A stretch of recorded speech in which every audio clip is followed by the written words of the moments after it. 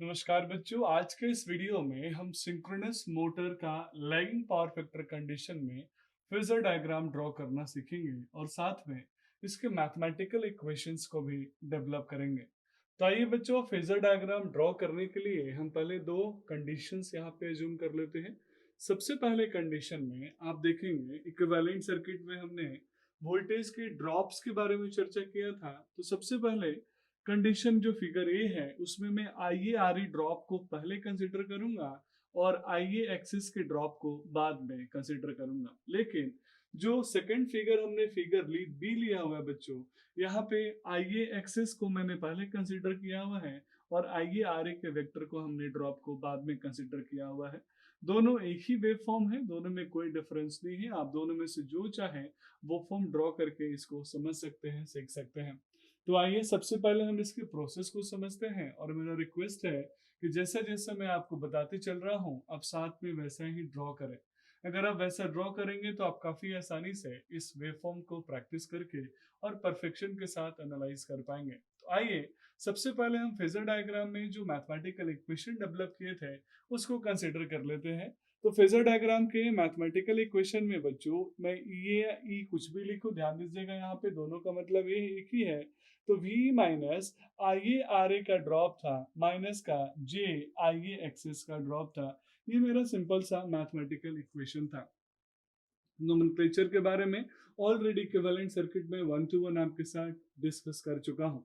तो step number 1 में बच्चों सबसे पहले मैं फेजर डायग्राम ड्रॉ करने के लिए एक रेफरेंस वैल्यू मानूंगा और यहाँ मैं सप्लाई वोल्टेज को रेफरेंस मान के चल रहा हूँ, यानी जो V है that is called reference voltage. यहाँ मैं वेव फॉर्म यानी जो वैल्यूज कंसीडर करूंगा वो पर फेज के लिए कंसीडर करूंगा, इसीलिए यहाँ पर फेज का एनालिसिस से आप ध्यान रखिएगा।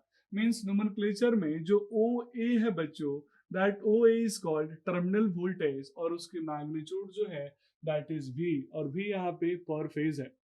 करंट बच्चों लैग करता है, कितना लैग करता है हम सब जानते हैं। लैगिंग के लिए अगर लैगिंग पावर फैक्टर है तो मैं एंगल फाई कंसीडर करूंगा। तो मैं मान के चल रहा हूँ कि ये फाई एंगल से लैग कर रहा है और जो लैगिंग करंट की वैल्यू है दिस इज करंट।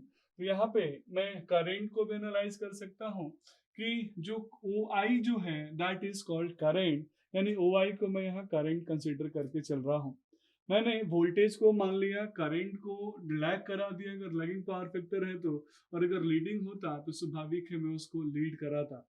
अब दो इंपॉर्टेंट पैरामीटर यानी मेरे पास V है, इसमें से ड्रॉप्स को मैं माइनस करूंगा तो मुझे EA मिल जाएगा।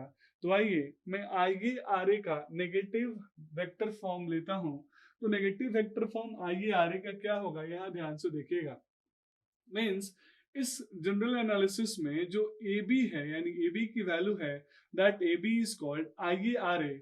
अब यहाँ आई ए आर ए प्लस का क्या मतलब होता, आई ए आर ए माइनस का क्या मतलब होता।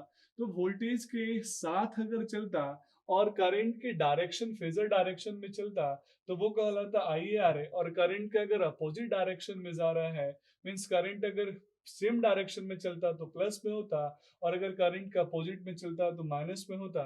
तो माइनस का आई ए आर ए मैं कंसीडर करना चाहता हूं बच्चों, इसीलिए मैं यहाँ जो आई ए आर ए ले रहा हूँ वो इस करंट के अपोजिट में लेके चल रहा हूँ। बस यही चीज यहाँ ध्यान देने वाली है। तो that value is called minus का I A R A. Means यहाँ मैं बोल सकता हूँ that A B is equal to minus का आई ए आर ए। अब आई ए आर ए इस करंट के अपोजिट डायरेक्शन में था तो मैंने पहले आई ए आर ए ड्रॉप को कंसिडर किया है। अब आई ए आर ए के बाद दूसरा ड्रॉप है that is called I A axis. बच्चों प्योर इंडक्टिव एलिमेंट में होने वाला ड्रॉप ऑलरेडी मैं कई बार इसका डिस्कशन आपके साथ कर चुका हूं कि हमेशा करंट से वोल्टेज लीड करता है और करंट लैग करता है। तो लीड करेगा तो डायरेक्शन ऐसे वोल्टेज के साथ ही चलेगा, यानी इसे ड्रॉप के बाद ही मैं लूंगा। लेकिन चूंकि माइनस का आई एक्सेस लेना है इसीलिए ये डाउनवर्ड डायरेक्शन में इस डायरेक्शन में है। अगर प्लस का आई एक्सेस होता तो ये अपवर्ड डायरेक्शन में है।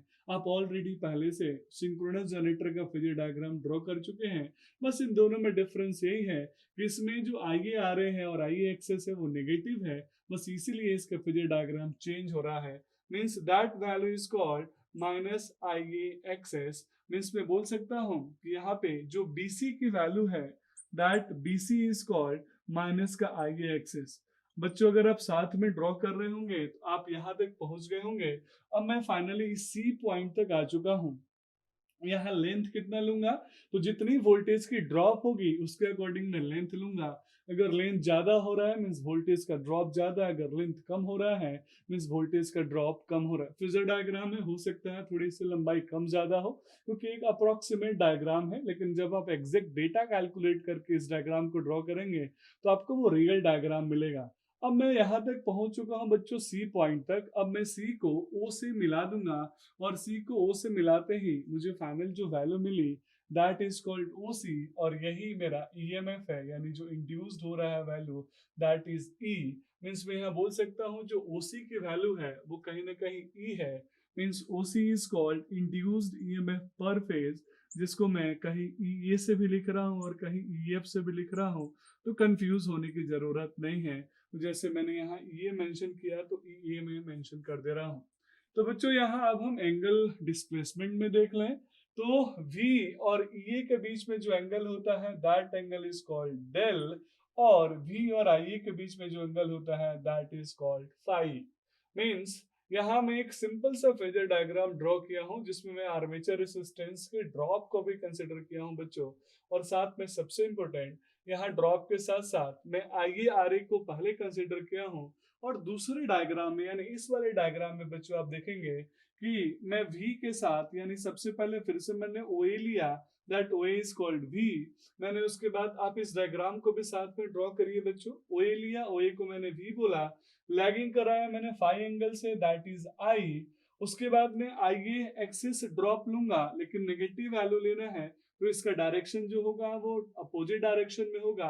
अगर वो पॉजिटिव होता तो इस करंट से 90 डिग्री अपवर्ड होता, चूंकि माइनस ले रहा हूं वेक्टर तो 90 डिग्री डाउनवर्ड हो रहा है, ध्यान दीजिएगा, इसलिए नीचे की तरफ है दैट इज माइनस का IA एक्सेस। साथ में बच्चों जो ड्रॉप होगा IARA वो करंट के फेज में चलता है रेसिस्टेंस के अंदर वोल्टेज ड्रॉप, लेकिन अगर वो पॉजिटिव होता तो वो इस डायरेक्शन में जाता, करंट के डायरेक्शन में जाता, लेकिन ये नेगेटिव है तो करंट के जस्ट अपोजिट डायरेक्शन में जाएगा यानी माइनस करेगा। तो माइनस का IARA वैल्यू ले लिया, यहाँ मैं फिर से C पे पहुंच गया, इस C को मैंने O से मिला दिया that is called EA, means E मैंने इसको ले लिया।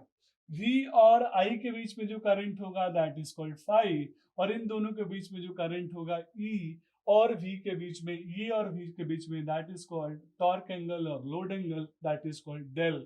मैं IARA और IA एक्सिस का रिजल्टेंट वैल्यू लूंगा दैट इज कॉल्ड IAZS।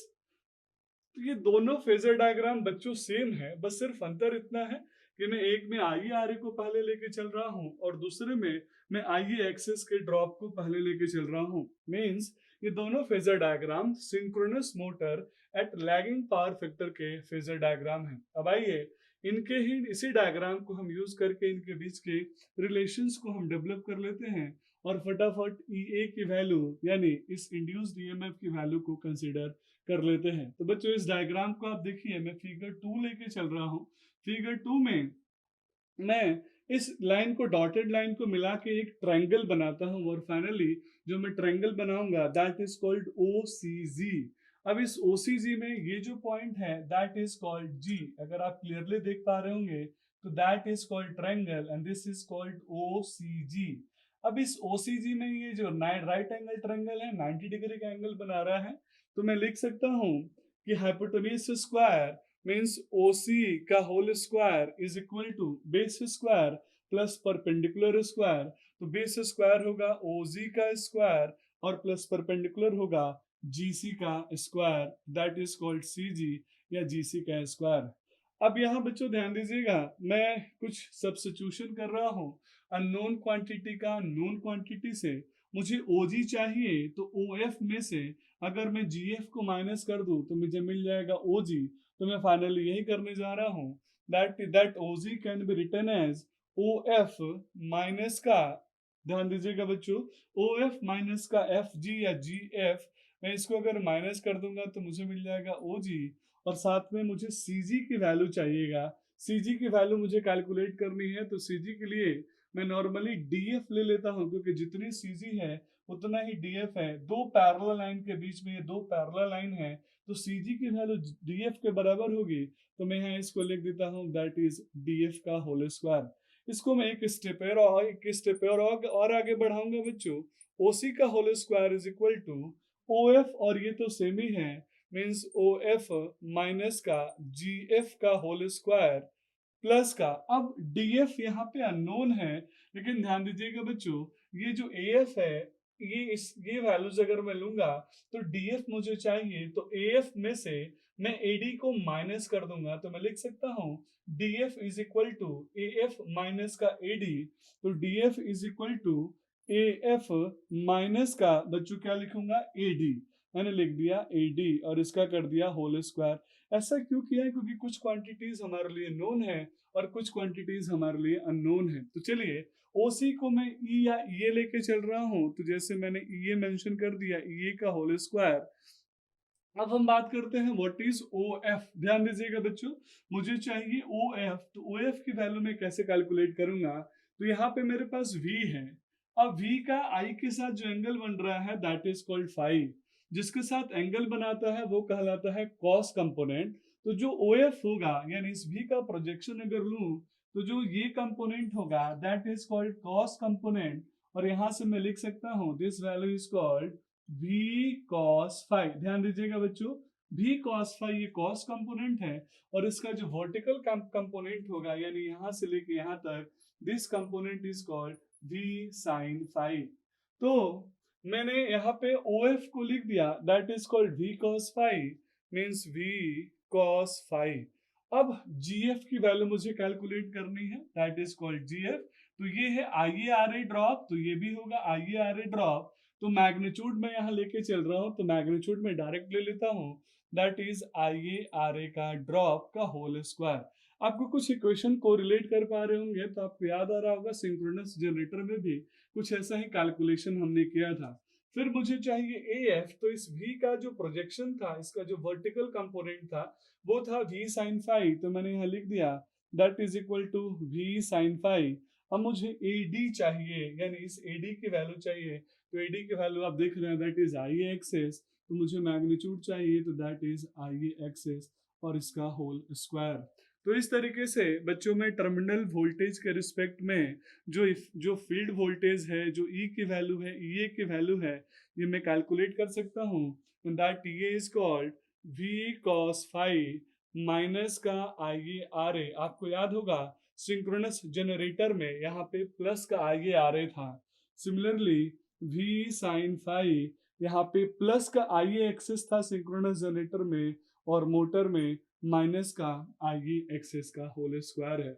इसकी यूनिट हो जाएगी बच्चों वोल्ट। तो इस तरीके से आप देख पा रहे होंगे बहुत आसानी से मैं लैगिंग पावर फैक्टर पे टर्मिनल वोल्टेज और ई के बीच में रिलेशन डेवलप कर सकता हूं, और आसानी से इस इक्वेशन को यूज करके मैं चाहूँ तो आगे की मैथमेटिकल एनालिसिस को भी परफॉर्म कर सकता हूं।